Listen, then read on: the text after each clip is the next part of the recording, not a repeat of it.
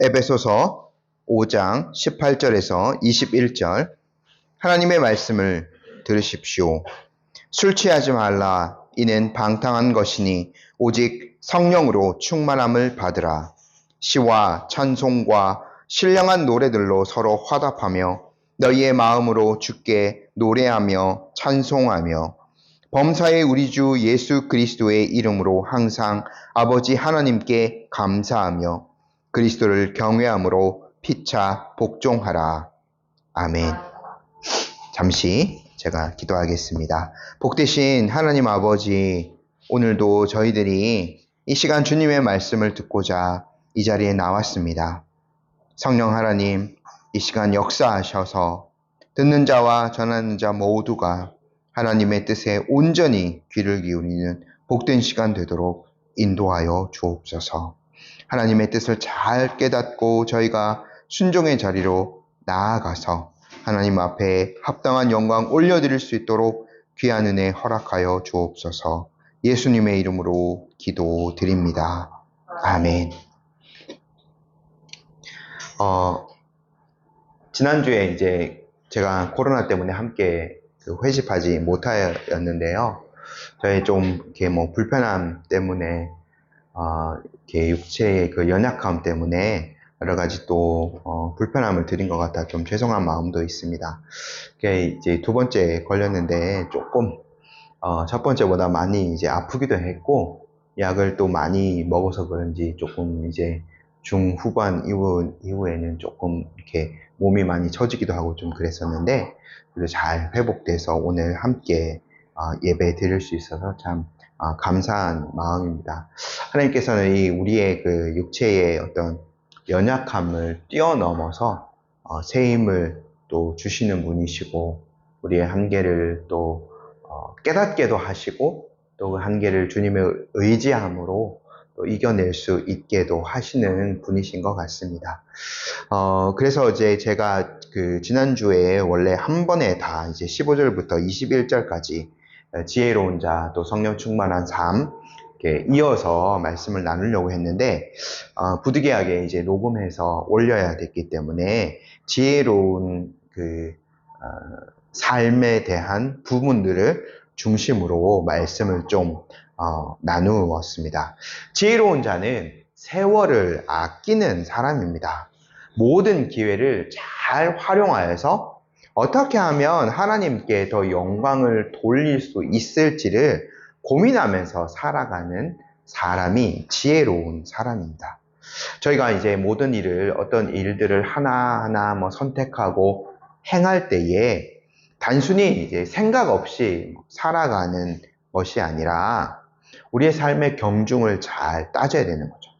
그래서 가장 가치 있는 일에 시간을 또 우리의 그 재능들을 더 투자하는 것이 지혜로운 삶이 되겠죠. 우리가 모두가 다 정해진 시간을 살아갑니다.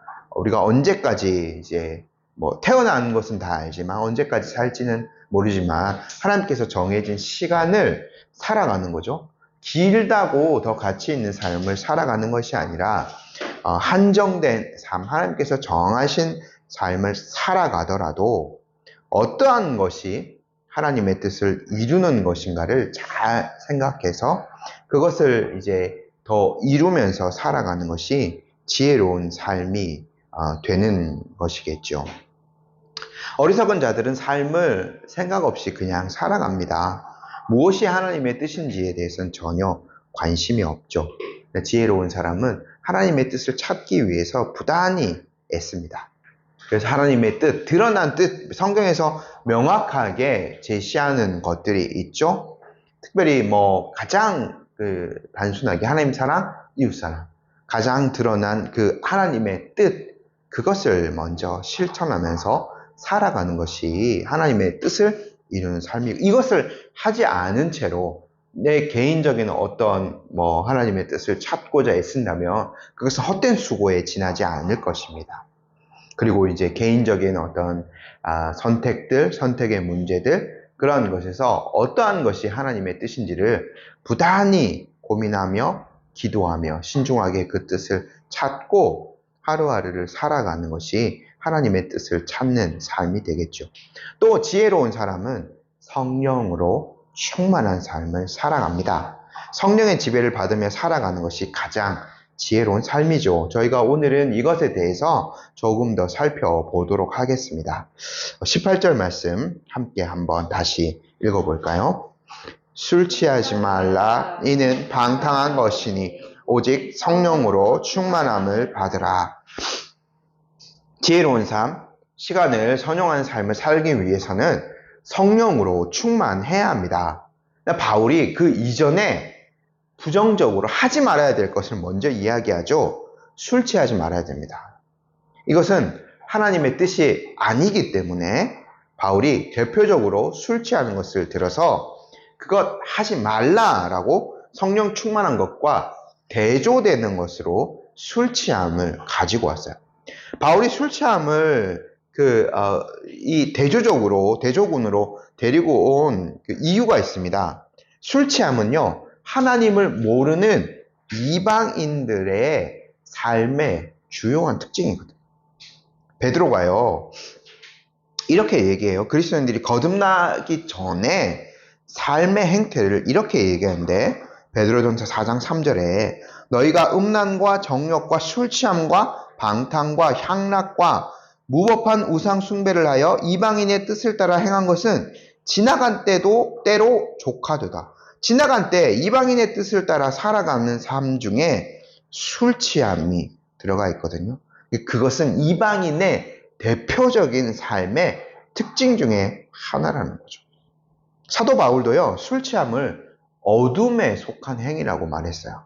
데살로니가전서 5장 7절에 자는 자들은 밤에 자고 취하는 자들은 밤에 취하되 라고 해놓았거든요.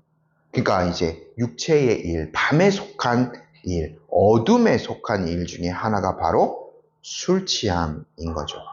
저희가 이 술 취함에 대해서 한번 생각해 보면, 술은요, 이성적인 삶을 살아가지 못하게 막아버리는 가장 대표적인 요소입니다.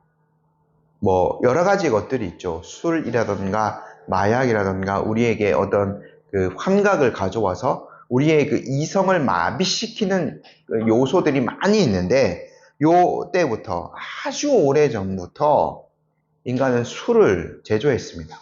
그렇게 해서 현실을 잊어버리고 도피하고 인간적인 삶에 대한 어떤 것들을 잊어버리게 만드는 요소 중에 하나가 바로 이 술이었던 거죠. 의사 출신의 설교자 로이드 존스 목사님은요, 요 구절을 해설하면서 술 취함을 이렇게 얘기했어요. 술은 자제력, 이해력, 분별력, 판단력 등 사람답게 행동하는 모든 좋은 요소들을 마비시키고 반면에 본능적인 저급한 요소들은 부추긴다 라고 언급했거든요. 이 말을 저희가 잘 새겨들을 필요가 있습니다. 저희가요, 사람답게 정말 하나님의 형상답게 살아가기 위해서는 자제력이 필요하고요, 이해력이 필요하고요, 분별력, 판단력이 필요합니다. 근데 술에 취하게 된다면 이 모든 것들이 다 마비되어 버리는 거죠. 그래서요, 판단력 없는 자가 되어버립니다.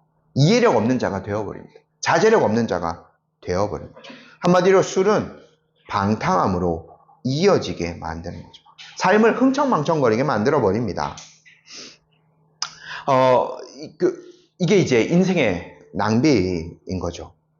술이 깰 때까지는 그 깨기 전까지의 모든 행동들은 다 사실은 인생에서 의미 없는 행동들을 하는 겁니다.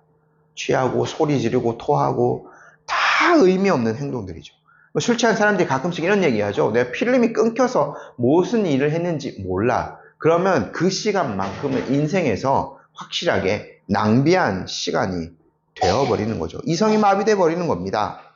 동물처럼 살아가는 거죠. 고귀한 삶을 낭비해 버리는 겁니다. 그래서 바울이 술 취함에 대해서 이렇게 딱 잘라서 언급한 거죠. 이 술은요, 무절제함과 무분별한 행동을 불러옵니다. 그래서 술 취한 사람이 어떤 행동을 하고는 내가 술에 취해서 어쩔 수 없었어 라고 자기 행동을 책임지지 않는 뻔뻔스러움을 보이기도 합니다. 바울은요, 이미 5장에서 8절에서 빛의 자녀들처럼 행하라 라고 말했죠. 술 취한 삶은 어둠에 속한 일입니다. 그리스도인들에게 합당치 않은 삶이죠. 그래서요, 바울이 나중에 직분을 선택하는 것을 이야기할 때에 디모데나 아니면 디도에게 편지를 보낼 때에 직분자의 조건으로 술을 즐기지 않는 것, 술에 임박이지 않는 것을 꼭 들게 됩니다. 주님의 일을 하는 것에 합당하지 않기 때문인 거죠. 여성들에게도 마찬가지입니다.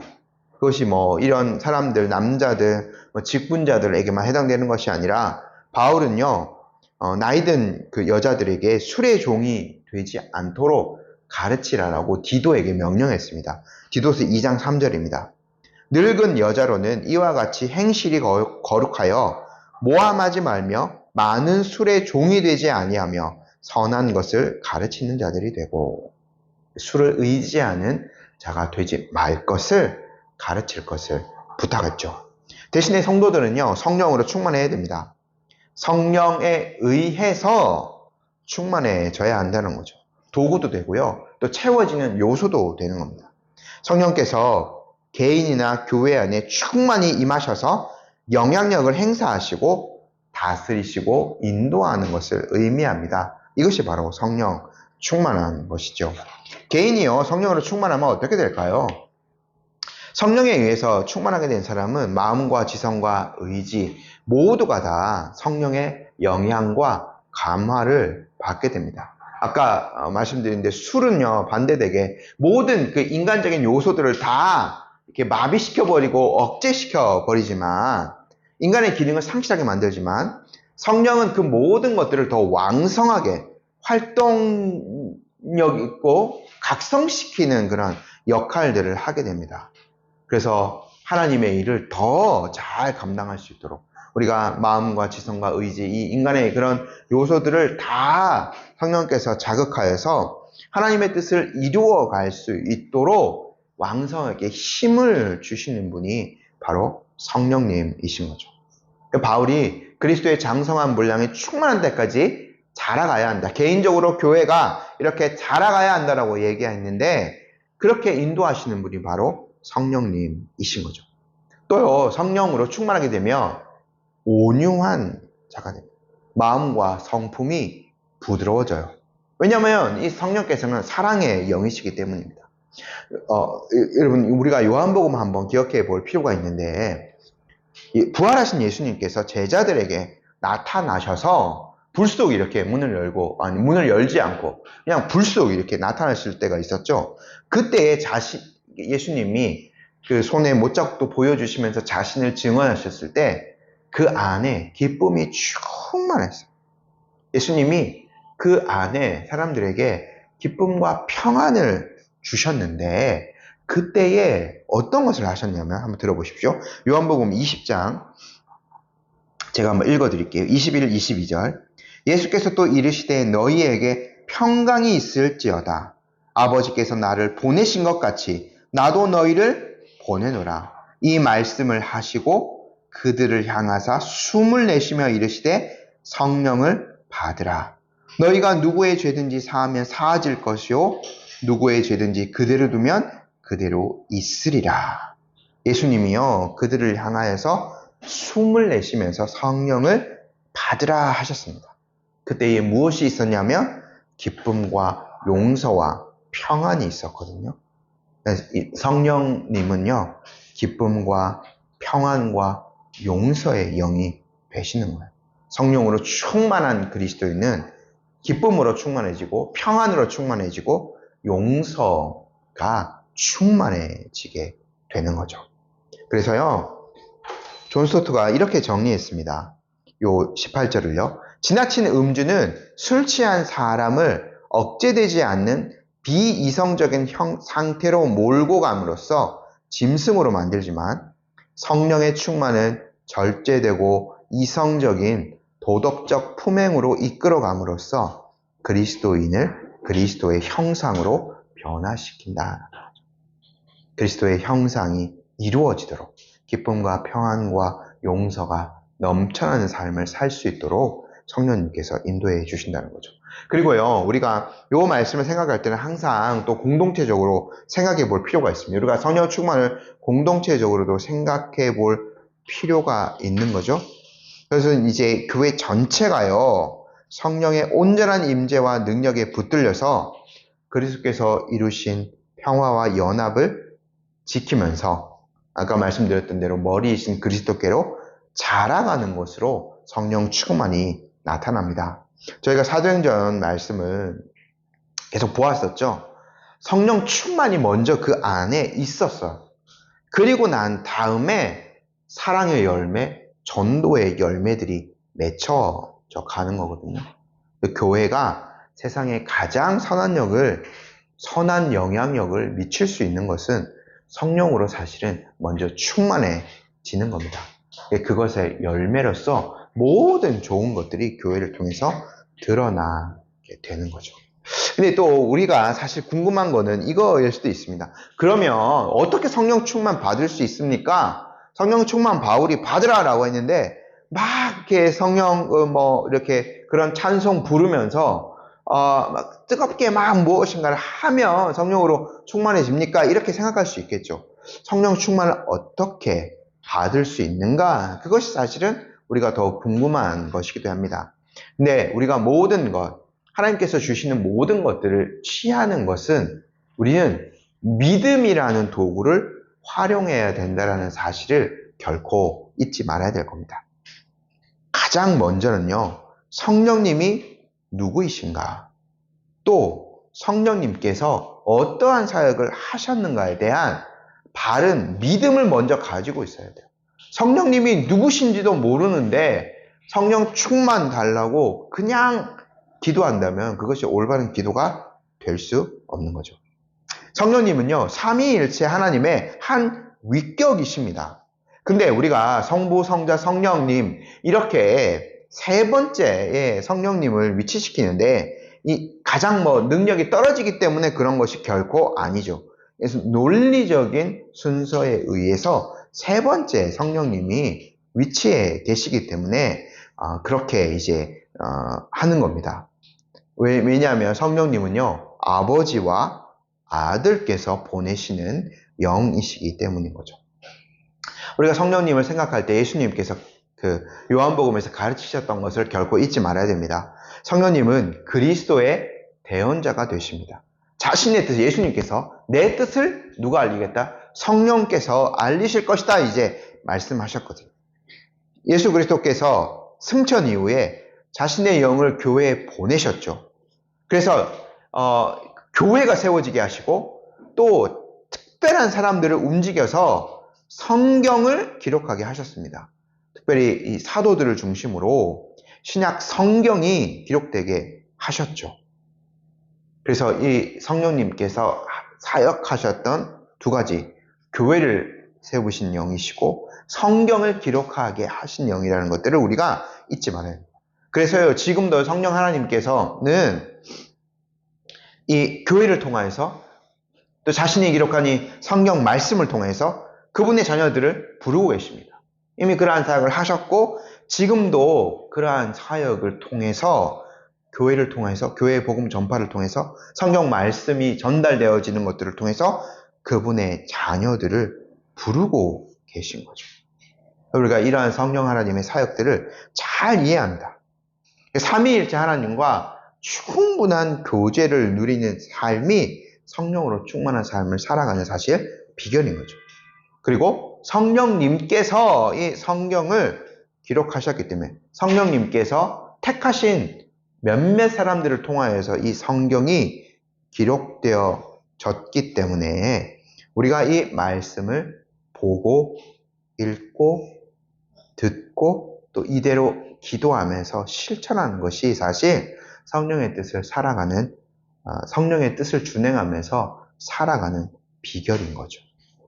또요, 우리가 부정적으로 하지 말아야 될 것도 있습니다. 바울이 에베소서에서 성령을 근심하게 하지 말라라고 말하기도 했죠. 성령을 근심하게 하는 죄를 짓지 않는 것이 중요합니다. 모든 것을 지금도 성령 하나님께서 우리의 삶, 세상 전체를 역사를 인도하고 계신다는 것들을 인정하며 하나님께 감사하는 삶을 살아가는 것도 중요하겠죠. 명심해야 될 것이 있습니다. 성령님께서는요, 성경이 제시하는 의무들만을 우리에게 요구하십니다. 그것을 충분히 따라간다면 우리가 성령 충만한 삶을 살아갈 수 있을 겁니다. 성령으로 충만한 이 공동체를 말씀드렸는데 바울이 그 모습들을 몇 가지 이야기합니다. 19절 말씀 먼저 한번 읽어볼게요. 시와 찬송과 신령한 노래들로 서로 화답하며 너희의 마음으로 주께 노래하며 찬송하며. 세 가지를 듣는데 19, 20, 21절에 각각 첫 번째는 찬양입니다. 이거는 주로 개인적으로도 되지만 공예배 때 일어나는 일이라고 보는 것도 좋을 것 같습니다. 성도들이 한 마음으로 하나님을 찬양하는 거죠. 그래서 이제 바울이 여러 가지 것들을 얘기하는데 시와 찬송, 신령한 노래들 이렇게 세 가지로 표현하지만 거의 같은 것이고요. 그러니까 이 당시 예배 때에 시편을 찬양하기도 했고 그 당시에 또 그 예수님의 그런 어떤 말씀, 예수님의 사역들, 우리가 교리로 고백하는 그러한 내용들을 찬송으로 지어서 부르기도 했거든요. 그러한 것들을 다 통합하는 표현들이라고 볼 수 있겠죠. 근데 이것이 하나의 고백이었다는 것을 우리가 좀 중요하게 봐야 됩니다. 저희가 시편을 보면 가끔씩 보면 그 표제어가 붙어 있죠. 인도자를 따라 부르는 노래. 그러면 이제 서로 주고받는 거죠. 인도자가 선창을 하면 뒤에 이제 그 회중들이 후창을 하고 이렇게 그 하나가 되어서 부르는 어떤 그러한 찬양들도 많이 이제 들어가 있습니다. 이것은 이제 그 모든 인도자 또 회중들 같은 고백을 담아서 한 분 하나님께 그 고백의 내용을 찬양하고 있다는 것을 나타내 주는 거거든요. 같은 고백의 내용으로 하나님을 찬양하는 것. 또 바울의 표현을 보면 마음으로 주께 노래한다 라고 되어 있습니다. 단지 입술의 고백, 감동 없는 것으로 하나님을 높여드리지 않습니다.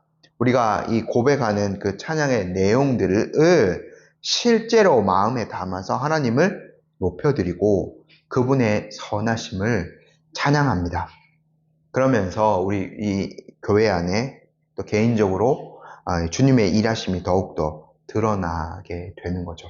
이 찬양을 통해서 그러한 고백을 드림으로써 그 고백들이 계속 내면화될 수 있도록 하는 겁니다. 구체화될 수 있도록 하는 거죠. 두 번째로 성령으로 충만한 성도들이 모인 공동체에는요, 감사가 흘러 넘치게 됩니다. 20절 말씀 함께 읽어볼게요. 범사에 우리 주 예수 그리스도의 이름으로 항상 아버지 하나님께 감사하며. 바울이요, 그냥 감사가 아니라 범사에 감사한다라고 했습니다. 모든 일이란 거죠. 근데 이 모든 일은 모든 좋은 일이 아니에요. 좋은 일, 유익한 일 뿐만 아니라 어렵고 힘들고 나를 당황시키는 일, 모든 상황들, 범사라는 것들은 그 모든 것들을 아우르는 표현이에요. 나에게 좋은 것, 또 부정적인 것, 이것들을 다 표현하는 거죠.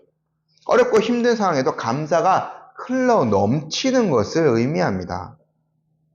우리가 모든 것을 잃어버릴 수도 있습니다. 욥처럼 한 번에 우리의 재산, 가족, 모든 것들을 한 번에 잃어버릴 수도 있습니다. 하지만 모든 것 대신 하나님이 계시다면 우리가 범사에 감사할 수 있는 자들이 되는 거죠. 하나님은요, 바울이 그 에베소서 1장 5절에서 이야기했듯이 예수 그리스도를 통하여서 하나님은 우리의 아버지가 되십니다. 아버지는 자녀들에게 가장 좋은 것을 주는 존재입니다. 예수님께서도 복음서에서 몇 차례 말씀하셨죠. 구하는 자에게 좋은 것, 성령을 주시지 않겠냐라고 예수님께서 말씀하셨죠. 가장 신령한 복을 주시는 분이 우리의 아버지 되신 하나님이십니다. 그렇기 때문에 우리는 모든 상황에서 감사를 드릴 수밖에 없는 것이죠. 근데 이제 우리가 감사하지 못하는 것은 그런 상황에서 하나님의 그 감추어진 뜻들을 잘 모르기 때문에 우리의 연약함 때문인 거죠. 또요, 아까 모든 그 좋은 것들을 하나님으로부터 오는 것들을 받는 도구, 믿음이라고 말씀드렸는데, 이렇게 감사가 충만하지 못한 것은 우리의 그런 믿음이 흔들리기 때문인 거죠. 또 우리의 마음이 시시각각 바뀌는 것은 성령으로 충만하지 않기 때문입니다. 그래서 우리가 우리의 마음이 어떤 흔들리는 변덕을 느낄 때마다 성령의 충만함을 누리고 있지 못하구나. 감사가 충만하지 못할 때는 내가 성령으로 충만하지 못하구나 라는 것들을 깨닫고 하나님 앞에 그것들을 구하는 자들이 되어야 되겠죠. 그리고요, 세 번째 특징이 있습니다. 그것은 바로 서로 복종하는 삶을 사는 겁니다. 21절 말씀을 함께 읽어볼게요. 그리스도를 경외함으로 피차 복종하라. 하나님을 경외하는 사람은요, 하나님이 지으신 그분의 피조물들도 아끼게 되는 겁니다. 이 피조물들에는 하나님의 형상이 담겨져 있기 때문에 그러한 거죠. 더욱더 하나님께서 창조하시고 또 그리스도의 그 값진 피로써 구원하신 자들의 가치는 얼마나 더 귀하겠습니까? 그러한 사람들을 대할 때마다 하나님의 그 은혜를 떠올리며 존중하고 사랑을 드러낼 수밖에 없는 거죠. 이것은요, 피차 복종하는 겁니다. 서로 복종하는 거예요. 우리가 교회에서 뭐 직분을 생각할 때에 어떤 직분을 가지고 있는 것이 더 높은 그 지위에 있기 때문에 뭐 그 사람한테 무조건 복종해야 된다. 우리는 이런 계급주의로 생각하지 않습니다. 결코 아니에요. 교회에서 직분이 다른 것은 섬김의 분야가 다른 거죠. 목사는 성도를, 교회를 말씀으로 섬기는 자들입니다. 또요, 집사라든가 뭐 어떤 다른 그 직분을 맡은 사람은 실제로 수고하며 손과 발로써 교회를 섬기는 자들인 거죠. 누가 더 높은 지위에 있고 누가 더 뛰어나 이것이 아니라 섬김의 분야가 다른 겁니다. 그래서 서로 존중하고 아끼면서 서로를 높여줄 수 있는 거죠. 이러한 자발적인 상호복종이 이루어질 때에 이 공동체 안에서 연합과 평화, 기쁨이 이루어질 수 있게 됩니다.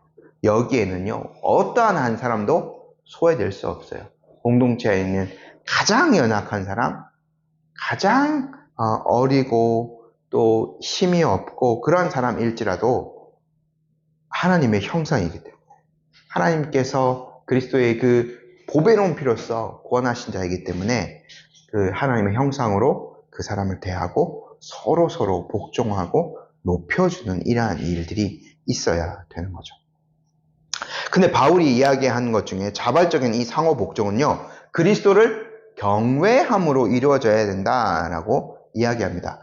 그리스도께 먼저 경외하는 것들이 있어야 된다는 거죠.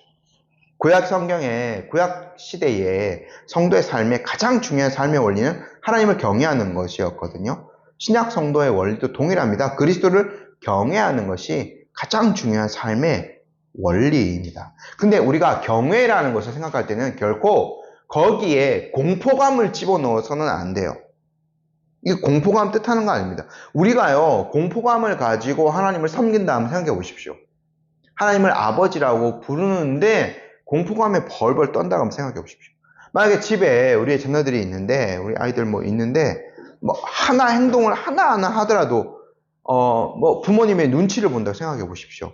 냉장고에서 뭐 꺼내 먹을 때도 눈치 보면서 뭐 홀래 꺼내 먹던가, 이거 먹어도 돼요, 이거 해도 돼요, 화장실 가도 돼요, 화장실 써도 돼요, 막 이러한 것들 물어보면서 하나하나 공포감에서 눈치를 보면서 살아간다고 생각해 보십시오. 정말 자녀로서 누리는 기쁨이 있을까요? 부모가 자녀를 보면서 귀하다라고 여기는 그러한 마음이 있을까요? 아마 전혀 없을 겁니다. 종의 마음으로 우리는 하나님을 섬기지 않습니다. 그리스도를 경외하는 것은 공포감이 아닙니다. 그것은요, 그리스도를 만물 위에 계신 머리요 심판주로 인정하고 깊은 존경심을 가지고 또 그렇지만 다가올 그분의 심판을 두려워하는 마음을 동시에 가지면서 섬기는 거예요. 그 안에서 자유함이 있습니다. 우리가 그분의 자녀이기 때문에 그분의 뜻을 행하며 살아갈 때는 모든 것을 마음껏 행할 수 있습니다. 먹고 마시고 무엇인가를 선택해서 행하는 것에 모든 것들이 다 자유가 있는 거죠. 하나님께서 그러한 은혜를 우리에게 주셨습니다. 하지만 모든 것들의 최종적인 결정권자가 바로 하나님이시고 그분의 심판대 앞에 언젠가 모든 것들이 드러날 것들을 우리가 생각하면서 그것들을 다 행하는 것이죠. 이렇게 그리스도를 먼저 경외하는 것이 복종의 토대예요. 모든 사람들이 다 그리스도를 경외하는 사람이어야 한다라는 거죠. 이게 상호 복종에 대해서 생각할 때 서로가 서로에 대해서 피해주지 않고 어떻게든 무엇인가를 맞춰가려고 하는 이 상대적인 거라면 우리는 지금 뭐 이 안에 뭐 몇 명 되지 않지만 이 안에서도 되게 피곤해질 거예요. 각자가 다 다르기 때문에. 하지만 모든 공동체의 사람들이 성령으로 충만하고 그리스도를 경외하는 사람이라면 모든 사람의 가치가 다 통일되어 있는 거죠. 그래서 이 그리스도를 경외함 가운데 서로가 서로를 이렇게 높여주고 존중해주고 하는 이러한 공동체의 정신이 있어야 한다는 거죠. 그래서 이 공동체 안에서 신앙 고백이 일치해야 되고 그리스도에 대한 그 믿음들, 특별히 하나님에 대한 믿음이 일치해야 되는 것이 중요한 것이 바로 여기에 있습니다. 그것이 없다면 참된 상호 존중이 우리 안에 일어나기 어렵거든요. 말씀을 맺겠습니다. 우리가 성령으로 충만한 삶을 살아간다고 하는 그것은요, 어떤 종교적인 체험으로 막 황홀한 것을 무엇인가를 그런 것들을 경험하는 것이 아니에요. 삶에서 기적적인 일들이 막 팍팍 일어나고 뭐 간증이 날마다 넘쳐나고 쏟아지는 이러한 삶이 성령으로 충만한 삶이 결코 아닙니다. 성령으로 충만한 삶은 하나님의 뜻을 이해하고 빛의 자녀다운 열매를 맺어가는 삶입니다. 하나님의 뜻이 우리의 마음과 생각과 가치관을 관통하여서요, 우리의 손과 발이 하나님의 영광을 위하여서 또 이웃을 위하여서 움직이는 삶이 성령으로 충만한 삶입니다. 그것이 또 지혜로운 자의 삶이 되는 것이고요. 온 교회는 시와 찬미와 신령한 노래들로 서로 화답하고 한 마음으로 주님을 찬양하고 또 어떠한 상황에서도 감사가 끊이지 않을 것입니다. 그리고 그리스도를 경외함으로써 공동체를 이렇게 되돌아보고 섬기고 또 자기 자신의 삶을 되돌아보는 일이 끊임없이 일어나는 그 공동체가 될 것입니다. 이것이 성령으로 충만한 공동체인 거죠. 마지막으로 한 가지 더 말씀드리자면 이 부분은요, 성령으로 충만하라라고 하는 이 부분은 현재 그 시제로 되어 있어요. 그러니까 한 번 하고만은 단회적인 것이 아니라 날마다 성령으로 충만해져야 되는 거예요. 지속적으로 성령으로 충만해짐을 받으라는 거예요. 주일에 한 번 와서 어떤 특별한 집회에 가서 한 번만 뭐 수련회 때 뭐 1년에 뭐 한두 번만 이렇게 와서 종교적인 체험을 해서 성령 충만 받으라는 말 결코 아닙니다. 날마다 자신을 하나님 앞에 복종시키는 삶이 성령으로 충만한 삶입니다. 날마다 신령한 예배의 삶을 살아가는 것이 성령으로 충만한 삶입니다. 가정 안에서 날마다 우리 가족들과 부딪힐 수밖에 없죠. 이웃들과도 갈등이 있을 수밖에 없습니다. 자신과는 너무나 다른 사람, 때로는 이해할 수 없는 사람이라 할지라도 그리스도 안에서 한 지체로서 다른 성도들을 섬기고 가족을 섬기고 사랑하고 복종하는 것이, 날마다 이것을 행하는 것이 성령으로 충만한 삶입니다.